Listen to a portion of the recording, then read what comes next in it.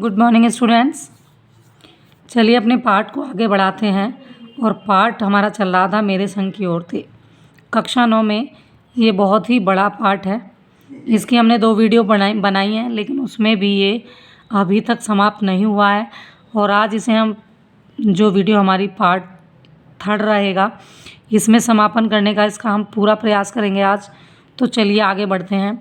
कहानी कुछ यहाँ चल रही थी हमारी कि जो चोर था वो अचानक दादी माँ के कमरे में प्रवेश करता है। सब जो है बारात में गए हुए थे और घर में महिलाओं का महिला संगीत चल रहा था, यानी कि रत जगह चल रहा था और सब नाच गाने में लगे हुए थे। लेकिन दादी माँ जो है उनसे बच के एक अलग कमरे में सोई हुई थी और चोर इत्तेफाक से दादी माँ के कमरे में प्रवेश कर जाता है।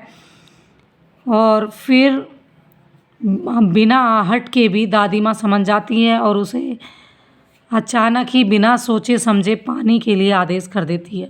चोर पानी ले आता है और दादी माँ को पिला देता है, लेकिन तभी पहरेदार जो होता है उसे दर दबोचता है और उसके बाद दादी माँ जो है उसे आधा पानी खुद पिलाती है, आधा खुद पीने के बाद आधा बचा पानी चोर को पिला देती है और कहती है कि अब इस नाते हमने अब एक ही लोटे का पानी पिया है और हम इस नाते अब क्या हो गए हैं, माँ बेटे हो गए हैं।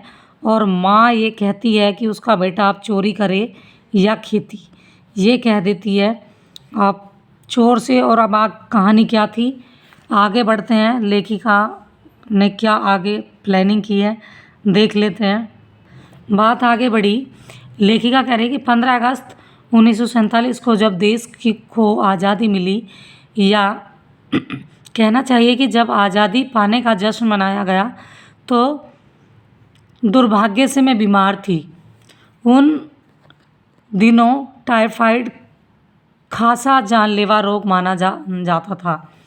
टाइफाइड एक बुखार का नाम है जो लेखिका को हुआ था और वो कह रही है कि उस दौरान उसे काफ़ी जानलेवा यानी कि खतरनाक बीमारी के रूप में उसे जानते थे। इसीलिए मेरे तमाम रोने धोने के बावजूद डॉक्टर ने मुझे इंडिया गेट जाकर जश्न में शिरकत करने की इजाज़त नहीं दी। चूँकि डॉक्टर अपने नाना के परम मित्र, उनसे ज़्यादा नाना थे। लेखिका कह रही है कि मुझे परमिशन नहीं दी इंडिया गेट पे जाकर के अगर मैं देख सकूं या उसमें शामिल हो सकूं। क्यों? क्योंकि जो डॉक्टर थे वो मेरे नाना के क्या थे, मित्र थे। अब वो मित्र थे तो नाना से भी ज़्यादा नाना थे। इसीलिए हमारे पिताजी जो बात बात पर सत्ताधारियों से लड़ते भिड़ते फिरते थे, चुप्पी साध गए। बस तू रोती कल्पती रही, क्या कोई सच्चा इकलौती गुड़िया के टूट जाने पर रोया होगा। वो कह रही है कि मैं जो है इस बात को मैंने मिस किया है। ये जो है मैं जाना चाहती थी वहाँ, लेकिन मैं जा नहीं पाई। अब क्योंकि मेरे पिताजी जो थे वो तो बिल्कुल नहीं थे ऐसे दया भाव के कि वो मुझे ले जाते, और मैं इस तरह से रो रही थी मानो किसी की छोटी सी नन्ही सी गुड़िया कोई टूट गई हो और वो बच्चा उस गुड़िया के टूटने पर रोता है। मेरी उम्र जब कितने थे, 9 वर्ष की थी, यानी कि लेखिका जब 9 साल की थी। इतनी छोटी नहीं कि गुड़िया से बहलती और इतनी बड़ी नहीं कि डॉक्टरी तर्क समझती। तंग आकर पिताजी मुझे ब्रदर्स कारामजोम उपन्यास पकड़ा गए। वो कह रही है कि ज़बरदस्ती जब मैं रो रही थी तो एक उपन्यास और दे गए मेरे पिताजी। किताबें पढ़ने का मुझे मिराक था, जो तब कुछ देर बाद मैंने देखा कि पिताजी को छोड़कर घर के बाकी सब प्राणी पलायन कर चुके थे। पलायन मीन्स जा चुके थे और पिताजी दूसरे कमरे में बैठे अपनी किताब पढ़ रहे थे। तो रोना धोना छोड़कर मैंने भी किताब खोल ली। एक बार शुरू कर लेने पर मुझे इतनी मोहलत नहीं दी गई कि दोबारा रोना शुरू करूं या कोई और काम। आप यहाँ देखिए 2-3 शब्द आए, मैं इनके अर्थ बता देती हूँ। यहाँ एक शब्द आया है मिराक।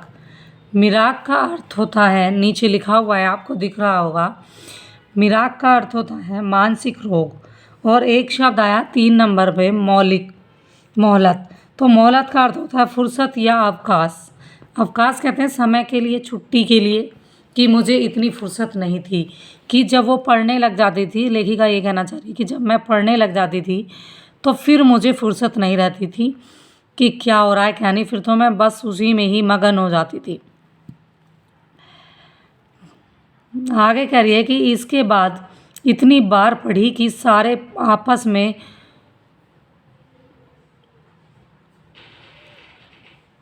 गड़बड़ हो गए। कितना पहली बार में पल्ले पड़ा, कितना बाद में कहना मुश्किल है। मतलब इतना गड़बड़ हो गया है, मतलब जैसे कहते हैं ना कि एकदम तरह से खिचड़ी पक जाना। कह रही कि मैंने पढ़ तो लिया वो, लेकिन कुछ समझ में नहीं आया, मैंने क्या समझा क्या नहीं कुछ मुझे नहीं पता था। सारे पार्ट आपस में जैसे मिले जुले हो गए हैं। पहली बार में पल्ले पड़ा, कितना बार बाद में कहना मुश्किल है। इस पर इतना विश्वास के साथ कह सकती हूँ कि उसका एक अध्याय जो बच्चों पर होने वाले अनाचार अत्याचार पर था, मुझे पहली बार में ही लगभग कंठस्थ हो गया। कंठस्थ कहते हैं याद करना, कि मुझे वो पहली बार में याद हो गया, जो छोटे बच्चों पर लिखा हुआ था, जिसमें अत्याचार किया गया था उनके ऊपर। उम्र के हर पड़ाव पर वह मेरे साथ रहा और मेरे लेखन के एक महत्वपूर्ण भाग को प्रभावित करता रहा। जैसे जादू का कालीन मेरा नाटक नहीं, वह 3 किलो की छोरी जैसी कहानियाँ, वह कठ गुलाब उपन्यास के कई अंश, ये जितनी भी नीचे दिए हैं ये इनके नाटक, कहानियाँ और उपन्यास हैं। आगे चलते हैं क्या हुआ। लेखिका कह रही है कि माँ जी की मन्नत का असर रहा होगा कि मैं ही नहीं, मेरी चारों बहनें भी लड़की होने के नाते किसी हीन भावना का शिकार नहीं हुई। नानी माँ और परदादी की परंपरा बरकरार रखते हुए लीक पर चलने से भी इनकार किए रही। पहली लड़की जिसके लिए मन्नत मांगी गई थी वह मैं नहीं, मेरी बड़ी बहन थी, मंजुल भगत। अब लेखिका कह रही है कि भाई जिसके लिए मेरी जो दादी ने मन्नत मांगी थी वो पहली लड़की मैं नहीं थी, बल्कि मेरी बड़ी बहन थी, जिसका नाम था मंजुल भगत। घर का नाम था रानी, बाहर का मंजुल। लेखिका अवतार हुआ मंजुल भगत। वो जब लिखती थी तो मंजुल भगत के नाम से लिखती थी, क्योंकि लिखना शादी के बाद शुरू किया और अपना नाम बदलकर पति का ग्रहण करने में कोई हीन भावना आड़े नहीं आई। अपना नाम बदलकर इसीलिए पैदाइशी जैन नाम छोड़ भगत बनी। दूसरे नंबर पर मैं थी, घर का नाम उमा, बाहर का मृदुला। मैंने भी शादी के बाद लिखना शुरू किया, सो बतौर लेखिका नाम चला मृदुला गर्ग। मुझे याद है जब हमने लिखना शुरू किया उससे कुछ पहले नारीवाद का चलन हुआ था। शादी के बाद नाम न बदलने का रिवाज उसी ने चलाया था। मन्नू भंडारी का हवाला देकर हमसे पूछा भी जाता था कि आप लोग इतनी पोथापंथी घर घुस्सू क्यों हो, नाम क्यों बदला। हमारे पास इनका कोई ढंग का जवाब नहीं होता था। अब मैं भी नहीं, पर नाम बदलने से अपने व्यक्तित्व का कोई नुकसान होते मैंने नहीं देखा। पूछने को तो पिताजी से लोग यह भी पूछते थे कि 5 बेटियों से आपका मन नहीं भरा, जो हर बेटे के 2-2 नाम रख छोड़े हैं। अब वो कह रही हैं कि मेरे फादर से कुछ लोग सवाल करते थे कि क्या आपके 5 लड़कियों के बावजूद भी आपका मन नहीं भरा, जो हर लड़की का आपने 2-2 नाम रख रखे हैं। चलिए आगे देखते हैं क्या हुआ। लेखिका कह रही है कि हमारे पास इसका कोई ढंग का जवाब नहीं हुआ था। अब भी नहीं, पर नाम बदलने से अपने व्यक्तित्व का कोई नुकसान नहीं होता। आगे कहती है कि मुझे छोटी बहन का घर का नाम है गौरी। वो कह रही है कि जो मेरी छोटी बहन है, मुझसे छोटी बहन, उसके घर का नाम है गौरी। और बाहर का चित्रा वह नहीं लिखती। उसका कहना है कि वह इसलिए नहीं लिखती क्योंकि घर में कोई पढ़ने वाला भी तो होना चाहिए। खैर उसके बाद जब 4-5वीं बेटियां पैदा हुई तो पिताजी ने इतनी बात जमाने की सुनी कि उनका एक नाम ही रखा, रेनू और अचला। 5 बहनों के बाद एक भाई हुआ राजीव। मज़े की बात यह है कि बीच की 2 बहनें ही लेखन से बची रहीं। अचला और राजीव फिर उसमें जा फंसे। अचला मुझे 8 साल छोटी है। कह रही है लेखिका कि ये जो अचला है वो मुझसे 8 साल छोटी है और वक्त के बदलाव की लाज रखते हुए अंग्रेजी में लिखती है, पर राजीव जो मेरा भाई है वो हिंदी में ही लिखता है। आगे लेखिका कहती है कि एक बात हमसे एक सी रही। घर बार तो परंपरागत तरीके से हमने संभाले ने, भले न संभाले हो या भले न चलाया हो, पर उसे तोड़ना भी हम नहीं, तो हमने उसे तोड़ा भी नहीं। लेखिका कह रही है कि भाई बेशक हमने परंपरागत तरीके से अपने घर बार नहीं चलाए, लेकिन हमने उसे तोड़ने की कोशिश भी नहीं की। शादी एक बार की और उसे कामयाब रखा, चाहे तलाक के कगार पर खड़ी चली हो, पर कगार तोड़ डूबी नहीं। शायद इसीलिए कि जैसा मैंने अपने पहले उपन्यास में लिख डाला था कि हम सभी विश्वास करती रही होंगी कि मर्द बदलने से कोई प्रयोजन सिद्ध नहीं होता। यहाँ लेखिका कह रही है कि बेशक हमारी जो शादियां हैं वो टूटने के कगार पर रही हों, डिवोर्स तक की नौबत आ गई हो, लेकिन हमने हिम्मत से काम लिया, विश्वास बनाए रखा और इसे काफ़ी मतलब घर के भीतर रहते हुए भी अपनी मर्जी से जी लो तो काफ़ी है। यानी कि कह रही है कि हमने डूबने नहीं दिया। शायद इसीलिए कि जैसा मैंने अपने पहले उपन्यास में लिखा था कि हम सभी विश्वास करती रही होंगी कि मर्द बदलने से कोई प्रयोजन सिद्ध नहीं होता, घर के भीतर रहते हुए भी अपनी मर्जी से जी लो तो काफ़ी है।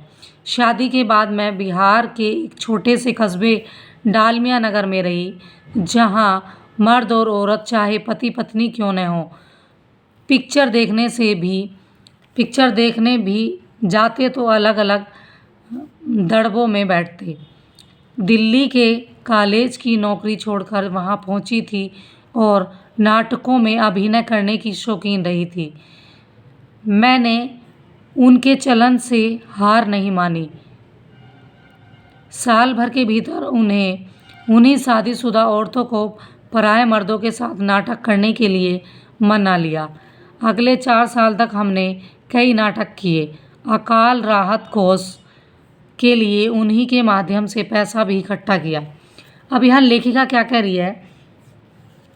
लेखिका कह रही है कि सबसे जो छोटी बहन थी अचला, अंग्रेजी में लिखने लगी तथा छोटा भाई जो था वो हिंदी में लिखने लगा था। तीसरी बहन रेनू बीए नहीं करना चाहती थी, लेकिन पिताजी की मर्जी से उसने घर वालों के दबाव के कारण बीए किया। उसके बाद उसके अपने जो कभी अंक अच्छे नहीं आते थे, लेकिन दूसरे जो उससे पढ़ते थे उनके अंक बहुत अच्छे आते थे। वो कह रही कि वह एक दृढ़ निश्चयी लड़की थी। उसने अपनी पसंद के लड़के से ही शादी की। सबसे छोटी बहन अचला ने पत्रकारिता में प्रवेश लिया और पिताजी की पसंद से शादी कर ली। बाद में वह भी लेखन कार्य में संलग्न हो गई। संलग्न कहते हैं कि मतलब उसमें लग जाना या उसमें मतलब जुड़ जाना या उसमें लीन हो जाना, किसी कार्य में मगन हो जाना। अब जब यहाँ इन्होंने कहा है, अब देखिए यहाँ पे बात हो रही है कि विवाह के बाद लेखिका को बिहार के जो डालमिया नगर जैसे पिछड़े स्थान पर रहना पड़ा। यहाँ सिनेमा देखने के लिए पति और पत्नी अलग अलग बैठते थे। यहाँ इन्होंने एक दड़बे की बात की है। दड़बे का मतलब है पिक्चर हॉल में। पिक्चर हॉल की जो सीटें होती थी वहाँ पति पत्नी एक साथ नहीं बैठते थे, क्योंकि वहाँ उनकी जो शिक्षा से काफ़ी दूर थे और अभाव था। पुरानी परंपरा के लोग आप मान सकते हैं। लेकिन लेखिका कह रही है कि मेरी जो छोटी बहन थी उसने काफ़ी प्रयास किया।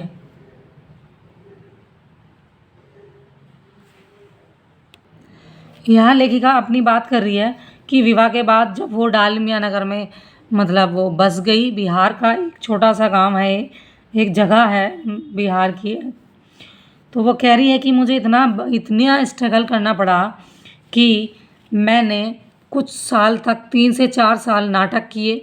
नाटकों से जो पैसा आता था वो मैं अकाल मतलब जिस तरह से जैसे बिहार की कोसी नदी है, तो जब उससे बाढ़ आती है तो जो बाढ़ पीड़ित लोग होते हैं जैसे उनको दान कर देना, इस तरह के राहत कोष में उसने वो पैसा खर्च किया करती थी। उसमें वो बता रही है कि जब नाटक में उसने पराए मर्दों के साथ स्त्रियों को मतलब उनकी जो है भूमिका अदा करवाई।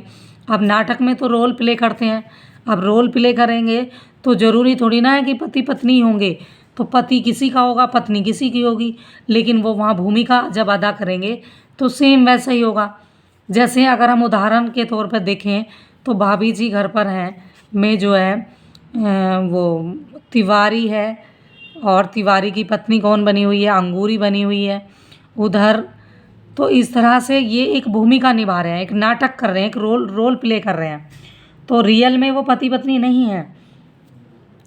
वैसी कह रही है कि बाद में उन्होंने कहा कि मतलब लेखिका कह रही है कि इसके बाद लेखिका उस स्थान को छोड़ करके बांगलकोट में रही। वहाँ उन्होंने अंग्रेजी, कन्नड़, हिंदी सिखाने वाला स्कूल खोला। वो कह रही है कि बांगलकोट वो रही, उसके बाद जो है कैथोलिक बिशप से स्कूल खोलने की प्रार्थना की, जिसे उन्होंने अनसुना कर दिया। बाद में अनेक लोगों की मदद से उन्होंने अंग्रेजी, कन्नड़ और हिंदी सिखाने वाला स्कूल खोला तथा स्कूल को कर्नाटक सरकार से मान्यता भी दिलाई। लेखिका सोचती थी कि शहर में अकेले मंजिल की ओर बढ़ते जाने का मज़ा ही कुछ और है।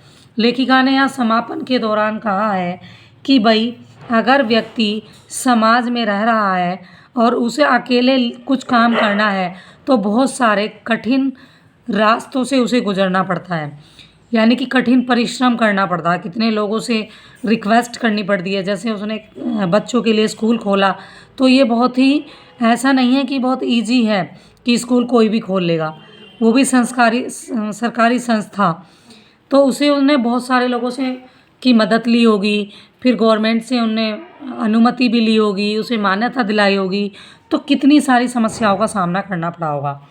लेकिन अंत में कह रही है कि हमें कुछ लीक से अगर हट के चलना है तो उसे अगर अकेले आदमी कोई काम करता है तो उसका मज़ा कुछ और ही होता है। तो ये पाठ समाप्त हो गया है, ठीक है। मैंने इसे पूरा प्रयास किया है कि इस पे जो है आप लोगों को समझ में आए, आपको रीडिंग ना करनी पड़े, तो फिर भी आप देख लें और पढ़ते रहें।